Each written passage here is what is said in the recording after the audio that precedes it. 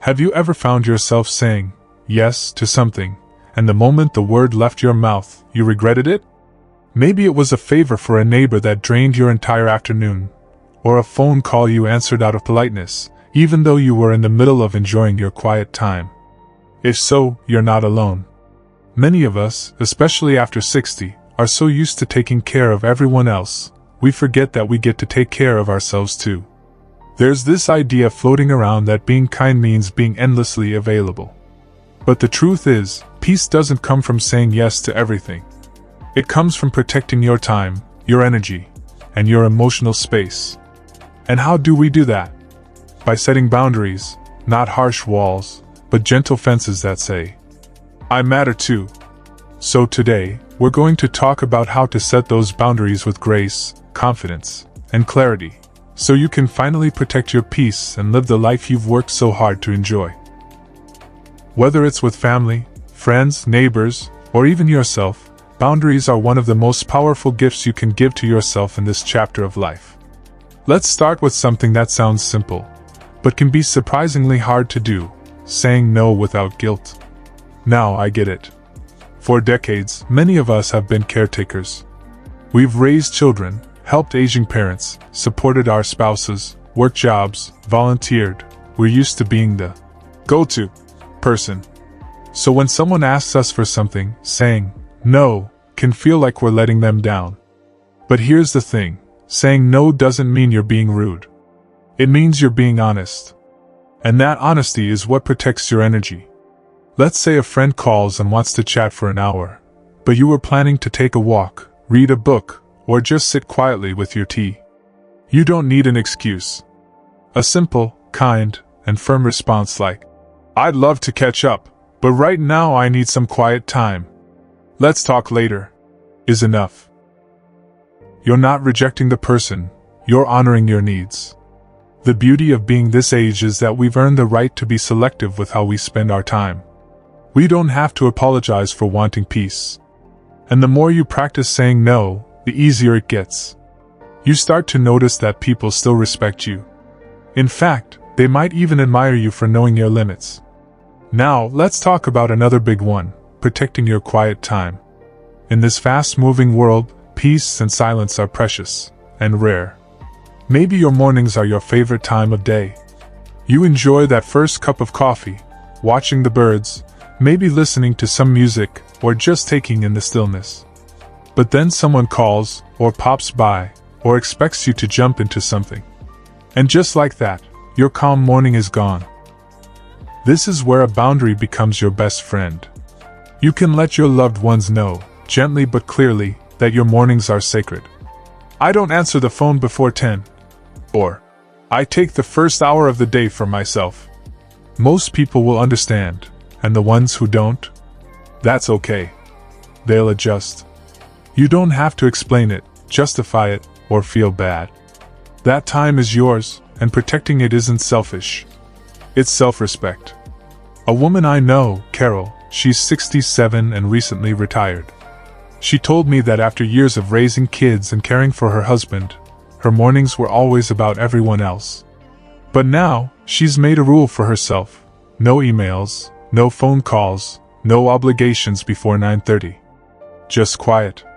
She says that one decision has changed everything. Her whole day feels calmer. And the best part? She no longer feels guilty about it. She's learned that she doesn't need permission to honor her own rhythm. And that leads us to another important point: boundaries with family. This one can be tricky, especially if you're a parent or grandparent. You love your family deeply. You do anything for them. But sometimes, the love and the expectations get tangled up, and before you know it, you're driving the grandkids 3 days a week, hosting every holiday, or stepping in whenever there's a crisis, even when you're tired, overwhelmed, or just need a break. Loving your family doesn't mean you have to be available 24/7. It's okay to say, I can help on Tuesday, but not Thursday. Or, I need the weekend for myself. You're not saying no to your family, you're saying yes to your well-being. And when you take care of yourself first, you actually show up for your loved ones with more energy, patience, and joy. One of the most powerful things you can do is schedule time for yourself the same way you would a doctor's appointment. Put it on the calendar. That way, when someone asks you to do something during that time, you can honestly say, "I already have plans." Because you do. You have a date with yourself, and that's just as important as anything else. Now I want you to imagine something for a moment. Picture your life like a beautiful garden. Every flower, every plant, every path, it all needs attention and care. But if everyone is walking through your garden whenever they please, picking flowers, moving stones, rearranging things, you're left with chaos. Boundaries are like a gentle fence around your garden. They don't keep out the people you love. They just guide them to treat your space with respect. And they remind you that your peace is worth protecting. So whether it's a quiet morning, a well-deserved nap, or time spent doing what you love, you have every right to protect it. Setting boundaries isn't about pushing people away. It's about drawing a loving line that says, "This is who I am, and this is what I need." When you begin to set these small boundaries, you'll notice something shift. Your days start to feel more spacious. You begin to breathe a little easier. And most importantly, you feel more in control of your own life, not pulled in a dozen directions by what others want, but rooted in what you need. Once you start noticing how good it feels to reclaim your time and energy, it becomes easier to keep going. You begin to realize that boundaries aren't walls, they're bridges that connect you more honestly to the people in your life. And one of the most important bridges we can build, especially in this stage of life, is with our adult children. Now this can be a sensitive area, can it? You want to be there for them, and chances are you have been. Through every scraped knee, school play, broken heart, and move across town, or across the country. But something happens when children grow up. The dynamic shifts, and if we're not careful, it can become one-sided. Maybe they start leaning on you for last-minute babysitting, constant advice, or even financial help that stretches your limits. You find yourself saying yes, not because you want to, but because you feel you have to. But let's pause here. Just because someone is your child doesn't mean you stop being a person with your own needs, time, and priorities. And the beauty of this age is that we're allowed, no, we need, to step back and ask, "Does this work for me?" It's okay to say, "I'd love to help, but I'm not available today." Or, "Let me think about it and get back to you." That one sentence, "Let me get back to you," gives you space to check in with yourself instead of automatically jumping in to fix or rescue. It gives you time to consider whether helping will leave you energized or drained. That's how we begin to set boundaries with love, not resentment. One woman I spoke with, Diane, told me that when her daughter had her first child, she was thrilled to help. But before long, she found herself watching the baby every single weekday while her daughter went back to work. She didn't want to say anything at first. She thought it was just what grandmothers do. But inside, she was exhausted. Finally, she sat down with her daughter and explained that while she loved spending time with her grandson, she also needed days for herself. They worked out a new schedule, 2 days a week instead of 5. Diane said it was hard to start that conversation, but once she did, her daughter actually thanked her for being honest. That's the power of a boundary. It clears the air. It gives everyone a chance to show up with more respect and awareness. And it teaches others that your time is valuable, because it is.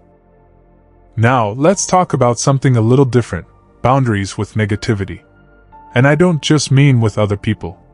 Sometimes, the hardest boundary to set is with your own thoughts. You know the ones I'm talking about. That little inner voice that says, "I should be doing more," or "I'm being selfish," or "They'll think I'm rude if I say no." Those thoughts are not the truth, they're habits. Old habits that were probably useful when you were younger and juggling a million responsibilities. But now, they only drain your peace. Here's what I want you to try. When that voice pops up, pause and ask yourself, would I say this to a friend I care about? If the answer is no, then it's time to change the script. Instead of thinking, "I'm being selfish," remind yourself, "I'm allowed to prioritize myself."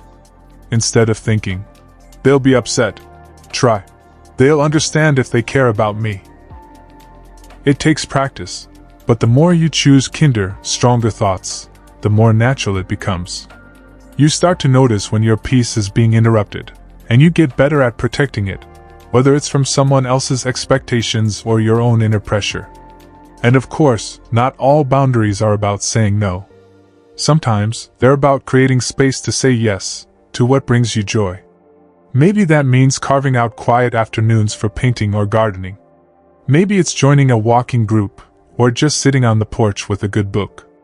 It could be limiting time with people who gossip or complain, and spending more time with those who uplift and inspire you. I knew a man named George who, after retiring at 68, realized he had spent most of his adult life doing what everyone else needed. So he made a simple rule: every Thursday was his day. No errands, no favors, no obligations. Just him and whatever he felt like doing. Sometimes it was fishing, sometimes reading, sometimes absolutely nothing. And he said those Thursdays were what made him feel truly alive again. It wasn't about being selfish. It was about finally listening to himself. You see, life after 60 isn't about fading into the background. It's about stepping into your own light. You've spent decades giving, now it's time to receive. And boundaries are how you open that door. They say, "This is where I end and you begin." They protect your peace so you can fully enjoy the season, without guilt, pressure, or burnout. Of course, not everyone will like your boundaries at first. Some people may push back, especially if they're used to you always saying yes. That's okay. Let them be uncomfortable. That's part of the adjustment. It doesn't mean you're doing something wrong. It means you're doing something new. And new things take time to feel natural. But I promise you, once you get used to honoring your needs, you'll wonder how you ever lived any other way. You'll feel lighter, freer, more connected to what truly matters. And something beautiful happens when you set boundaries with clarity and kindness. People actually start to respect you more. They know where they stand. They understand what you value. And you begin to attract more relationships that feel balanced, respectful, and joyful. Because when you protect your peace, you invite more peace in. By now, you've probably started thinking about your own life. Moments when you've overextended yourself, times when you've said yes out of habit, or when you've put someone else's comfort above your own peace. And maybe, just maybe, you're beginning to realize how much power you still have. Because that's the beauty of this stage in life. You're not too late. You're right on time. Setting boundaries doesn't mean you stop giving. It means you give with intention. From a full cup, not an empty one. And when you do that, your relationships actually deepen. There's less resentment, fewer misunderstandings, and more genuine connection. Because everything you do comes from a place of choice, not obligation. And that leads us to something incredibly important: boundaries with toxic people. Now, I know the word toxic gets thrown around a lot these days, but let's be clear, this isn't about labeling people as bad. It's about recognizing when certain people consistently leave you feeling drained, disrespected, or anxious after spending time with them. Maybe it's a lifelong friend who only calls when they want to complain. Maybe it's a sibling who always brings up the past in ways that hurt. Or maybe it's someone in your social circle who constantly interrupts, criticizes, or dismisses your feelings. At this point in your life, you've earned the right to decide who gets close to your heart, and who doesn't. One of the hardest things to accept is that not every relationship is meant to last forever. Some people were part of your journey for a season. And if the relationship now feels one-sided, painful, or simply exhausting, it's okay to create space. That doesn't mean you have to have a dramatic confrontation. It can be as simple as pulling back gently, less time, fewer calls, or shorter visits. You don't owe anyone access to your peace. And if someone pushes back or tries to guilt you, that's just more evidence of why the boundary was needed in the first place. You are not here to be anyone's emotional punching bag, therapist, or dumping ground. You are here to live fully and freely. Now, let's not forget that some of the most challenging boundaries we face are the ones we set with ourselves. It might sound strange, but think about it. How often do we say yes to things we don't want to do, just to avoid guilt? Or stay in situations that drain us because we're afraid of rocking the boat? Sometimes we hold ourselves back with outdated stories. I've always done it this way. Or, it's too late to change now. But what if you started treating yourself with the same kindness and protection you offer others? What if you gave yourself permission to say, I don't have to explain myself. Or, I can do things differently now. What if you let go of the pressure to keep everyone else happy, and chose instead to keep yourself healthy and whole? Let me tell you about Helen. She's 72, sharp as a tack, and one of the most grounded people I know. For years, she hosted every family holiday. Thanksgiving, Christmas, birthdays, you name it, it was at Helen's house. But a couple of years ago, she looked around after a particularly long and exhausting Thanksgiving dinner, and she said to herself, why am I still doing this? Her kids were grown. They had homes of their own. So the next year, she sent out a warm, loving message. I've loved every holiday we've shared here, but this year, I'm passing the torch. I'll happily bring a dish and a big smile, but someone else gets to host. At first, her family was surprised. A few even protested. But Helen stuck to her boundary with love and calm. And you know what happened? Her daughters stepped up. The tradition continued, with a new host. And Helen got to actually enjoy the holidays for the first time in decades. That's what setting boundaries can do. It can change the rhythm of your life. It can bring more ease, more joy, and more energy for the things that truly matter. And here's something important to remember. Boundaries are not one-time decisions. They're ongoing conversations, with yourself and with the people around you. Some days they'll feel natural. Other days they'll feel uncomfortable. But every time you honor them, you send a message to yourself. I matter. So take a moment, right now, to breathe that in. You matter. Your needs, your time, your energy, your comfort, they matter. And it's not too late to start honoring them. It's never too late to reclaim your space. Now, as we wrap this up, let's look back, not with guilt, but with gratitude. Every moment that led you here has taught you something. Maybe it taught you resilience. Maybe it taught you patience. And now, it's teaching you strength of a different kind, the quiet, powerful strength of saying, this is my boundary. And it's staying. So whether it's learning to say no without guilt, protecting your mornings, limiting contact with negative people, or simply giving yourself permission to rest, remember, it's all part of the same journey. A journey back to your center. A journey toward peace. You don't need to explain your boundaries to anyone who refuses to respect them. You don't need to prove your worth through sacrifice.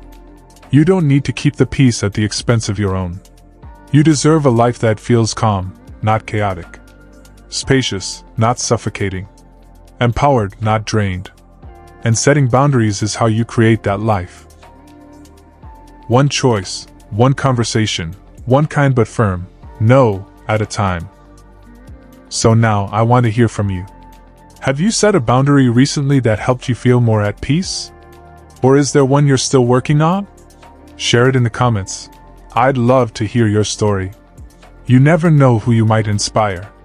And if this video spoke to you, give it a thumbs up and consider subscribing to the channel. We've got so many more conversations like this coming. Real talk for real people, living real lives with wisdom and courage. You've earned the right to protect your peace. Don't be afraid to claim it. Here's to living your most peaceful, powerful, and joyful years, starting now.